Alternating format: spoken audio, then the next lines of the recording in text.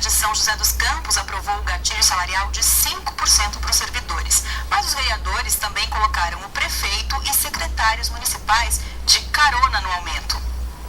Com a galeria cheia, os vereadores aprovaram um gatilho salarial de 5% para os servidores públicos. Apenas os 4 vereadores do PT votaram contra a emenda que estendeu o reajuste ao prefeito, vice-prefeito e secretários.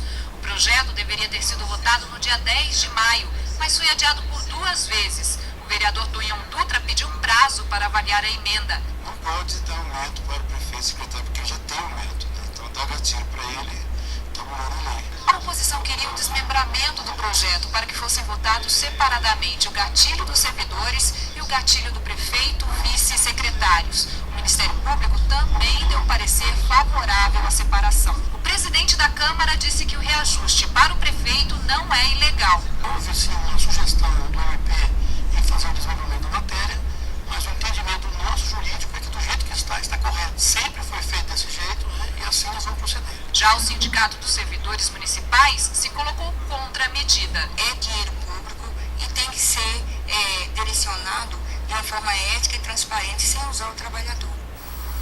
Em São José dos Campos, o gatilho dos servidores municipais é disparado toda vez que a inflação acumulada atinge 5%.